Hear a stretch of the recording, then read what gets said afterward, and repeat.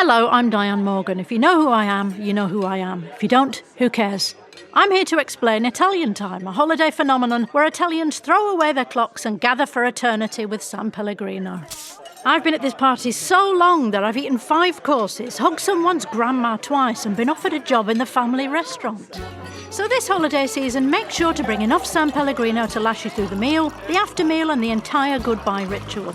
San Pellegrino, holiday on Italian Time. Welcome back to The Case 4 with Chris Cox, the pretend procedural which is set not in the court of last resort, but rather in the court of the Disney World Resort. This is the podcast where theme park expert Len Testa and mind reader Chris Cox regularly debate some of the more trivial aspects of vacationing in Orlando. What makes visiting here a complete joy or an absolute misery? And I'm the less than honorable James Robespierre Hill, and I'll be presiding over today's proceedings. And after hearing Chris and Len's arguments, I'll then render my verdict. All verdicts are final, unless, of course, they're not, which means that we'd love to have you, the listener, also weigh in with your thoughts on these not-so-weighty matters. Excuse me, Your Honor. I've noticed a new decorating scheme here in the courtroom. I'm sorry? Yeah, actually, I was going to pick up on this. Your Honor, it's looking a bit sparse in your courtroom today. Your Honor, the jury box is gone. Also, the witness stand and the attorney's tables. Yes, about that. Some additional judicial opportunities have recently arisen, which is why I had this stuff cleared out so I could then do the necessary prep. I'm sorry, what? Additional judicial opportunities. Quite the tongue twister. Additional judicial opportunities. Additional judicial opportunities. Where are those additional judicial... I can't even do it. Where are they, Jim? Where are they? Westminster. You're under Westminster in England? Or Westminster is in the Westminster Kennel Club? You're going to judge a dog show? Something like that. Speaking of which, Mr. Cox, I need you to put this on. Well, that's a dog collar. Yes. Okay. And Mr. Tester, walk him around the ring. Now remember, myself and the other judges will be looking for a very powerful gait. A confident strut is what I'm looking for here. I feel like, although I could deliver both things expertly, I'm going to protest a little bit about this. Oh, what are you talking about? You're a natural. You'll do great in competition. I mean, you already have a lovely coat. Thank you. Bought it in time. Also got bright, clear eyes, and let me check. Ow! A cold, wet nose. Now, let's take a look at those haunches. Not gonna happen. Well, maybe we stop before we look at Chris's haunches. Besides, we need dinner and dancing for him first. Anyway, and speaking of dinner and dancing, these are the sorts of things that guests think they'll be able to experience when they go to a Disney theme park on New Year's Eve, but honestly, that's not often the case. Oh, that's right. That's what you and Mr. Cox wanted to debate about on this week's edition of The Case 4, am I right? Exactly, but before we do it, can you please take the dog collar off? Aw, but it really brings out the brown of your eyes. All right. Very well. You two may now proceed with your oral arguments. Len, you've done this, right? I have done this in the parks, and Chris, that, by the way, that's a nice way of deferring the agility competition that you were about to enter there. But yeah, I have done New Year's Eve in the parks. It's one of the most unique things I've ever done in a Disney theme park. And part of it is because the hours that the parks are open are just incredible. So like the Magic Kingdom, for example, essentially 7 a.m. to 1 a.m. in 2024. The last time I did it, it was something like 6:15 a.m. to 2 a.m. So you're looking at like 18 to 20 hours in the parks. Yeah. No one's spending that long in the parks, right? Or are they? Well, you know, a surprising number of people just stay for the long haul, and that's where it becomes like an endurance thing, because by 6 p.m., you've already been in the parks for 12 hours, which is more than most people spend in a day, and you've got like 7 or 8 more hours to go. So at some point, it actually becomes 2 different days, because you have like around 5 o'clock, you're like, I just need to sit down, take a really long break, get my second wind, and push on until the end. So it's like 2 different days. Yeah. You're basically at 5 o'clock. Get me on the people mover for a few hours. Exactly. But the interesting thing is, like, if you're there early, like, again, the first time we did it, we were rope dropping the Magic Kingdom at 6:15 a.m. So the park wasn't supposed to open until 7, but because of the crowds, they started letting us in at 6:15. And you'll be surprised to hear this, but not many people are waking up at 5 a.m. to be at the park at 6:15 in the Magic Kingdom. So those first couple of hours till like 8, 9 o'clock, there's basically no one in the parks. And you can get a lot of things done in a couple of hours with no one there. Yeah, but then you can't stay awake till midnight, right? Well, again, that's where you find a nice corner of the Pecos Bills and take a really quick nap. Yeah. That's the thing. But that does bring up a point though, because like after maybe midday, 11 o'clock, 12 o'clock, lunchtime or whatever, no one's leaving the park at that point. Partly because they're concerned about being able to get back in. The reservation system helps with that now. But the park is as full as can be from about noon on. And that's where things are interesting, because you start to get lines for everything, for food, for bathrooms, for, snack stands, everything. Yeah. But it does let you say you celebrated New Year's Eve with 70,000 of your closest and sweatiest strangers. It's true. And there are unique entertainment options in there. The parks are going to hand out the noisemakers and the funny hats and the funny paper glasses and stuff. Also, after midnight, at least last time I was there, the parks actually played pop music, not Disney theme park music.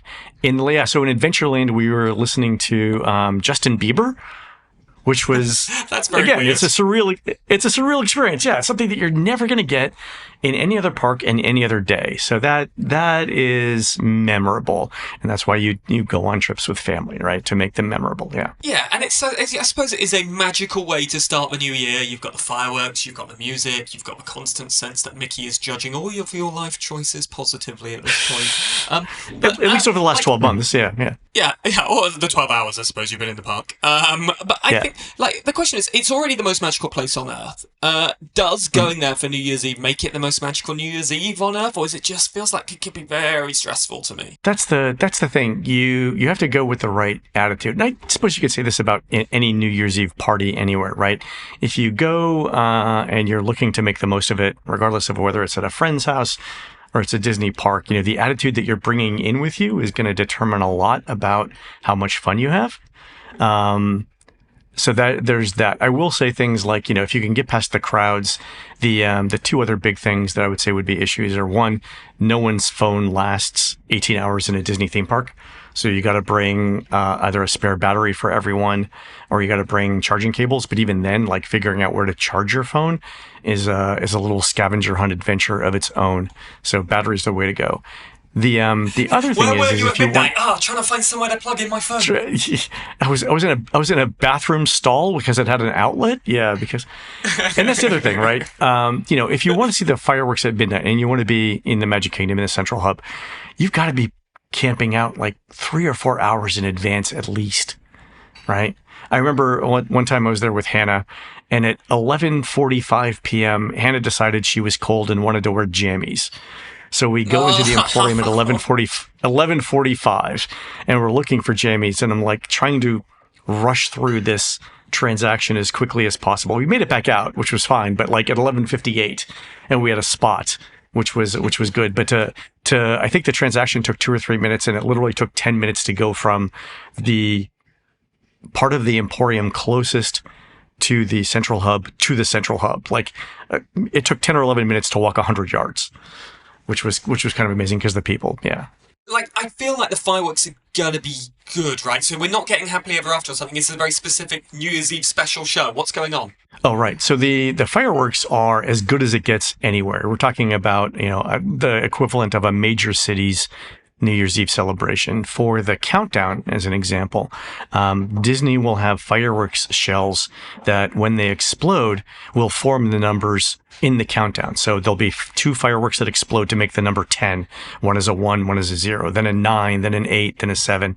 You have to squint a little bit and use your imagination. Use your imagination, Chris, to count the numbers down. But, the first time I saw that in real life, I was like, who did this, and how much time did they spend trying to get the number 6 to look exactly right? Yeah, it was fascinating. And it's the kind of stuff, again, you only see at Disney, you only see on New Year's Eve. And they soundtrack the fireworks at midnight, right? Like the normal things, but it's a special New Year's Eve soundtrack? It's a special show. They do a combination of Disney stuff with New Year's Eve stuff. It's fantastic. They really do a great job on this show. And, part of that is recognition that you've just spent, 18 hours of your life with tens of thousands of complete. With complete strangers. But the payoff is there. Now, toward that end, though, one of the other things they do for these special shows are the perimeter fireworks. Just you're inside of the park, and it's suddenly not just directly over the castle in front of you. You're surrounded by fireworks. Downside of that, though, is that then means that, in fact, they put up highway signs these days in advance to let people know this road will be closed on the night. And that actually complicates New Year's Eve at Disney as well. Just suddenly one venue to get over to that park is closed off. I mean, it's a brilliant fireworks effect, but it does come at a cost. That's a good point. Am I right in thinking you could just, I suppose there's two options here. I'm worried about the crowds. I spent a lot of New Year's in major cities. I was one of the producers for the fireworks at the London Eye for a few years in London. I was in New York during New Year's Eve doing my show on Broadway. I was at Sydney Opera House for New Year's Eve. So I've been all those places.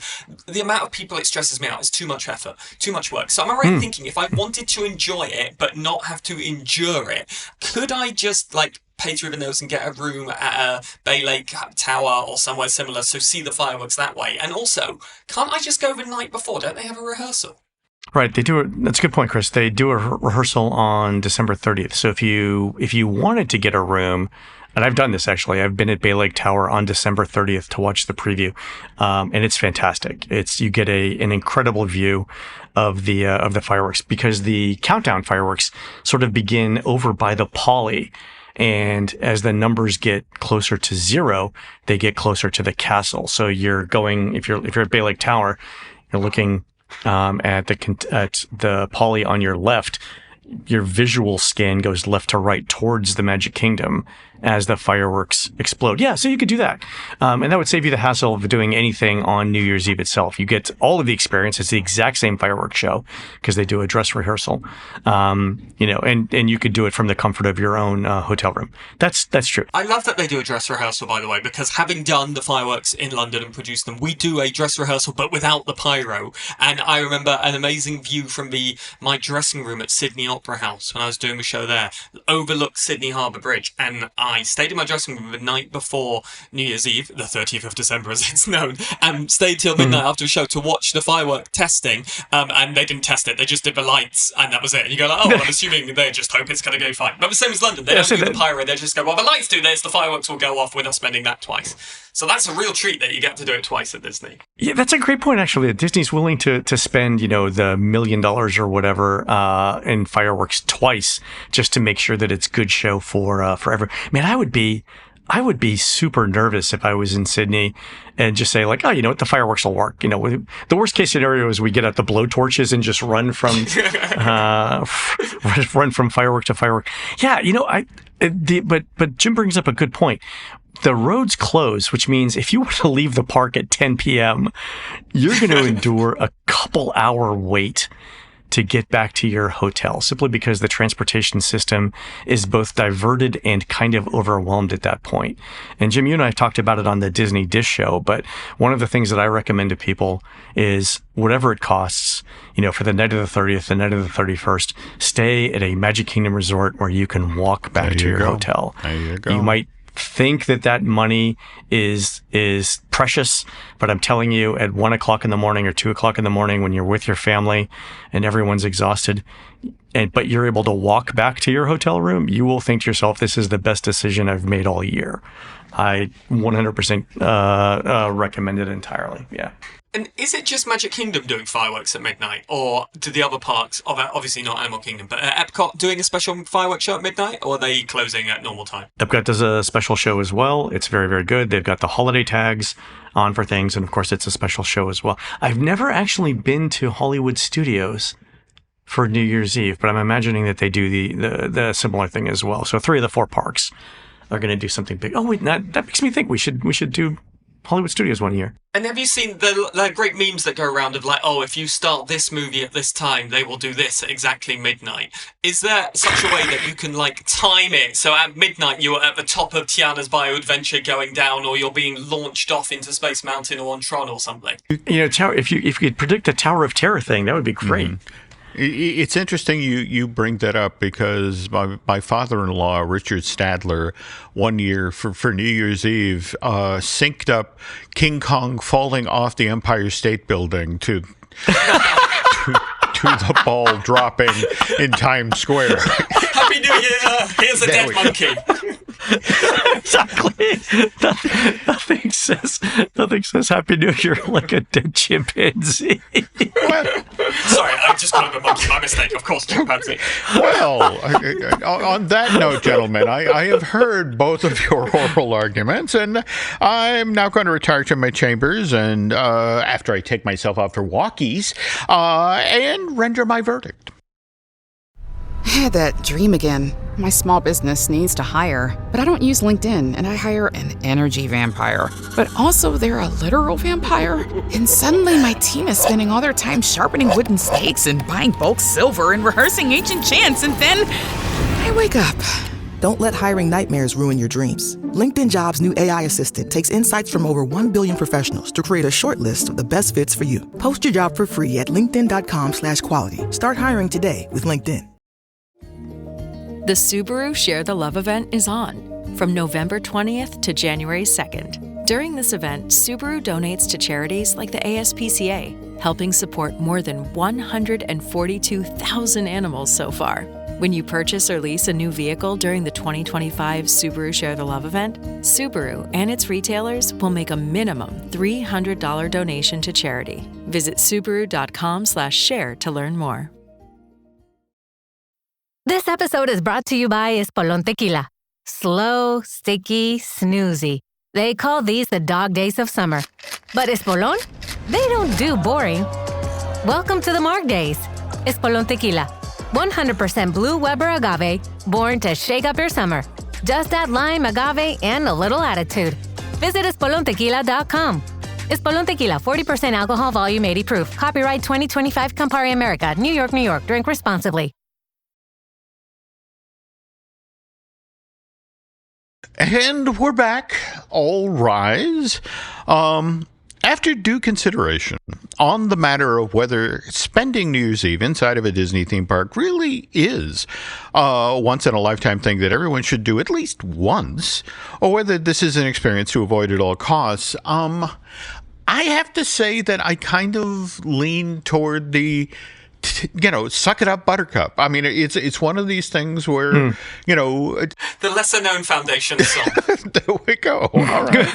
But the notion of you gotta do it once, just to be in a crowd of that size. I mean, I've got a friend, Dane Yench, who to this day talks about the pain of having to attend New Year's Eve at Epcot on December 31st, 1999, the hassle to get into the park and being there, but again, to be there for the Millennium Celebration in the park that was the center of Disney's Millennium Celebration. It said it was the right call, but if you asked me about this, as Len mentioned, 6:15 in the morning when I got into the park, it was a brutal long day surfing crowds, but at the end,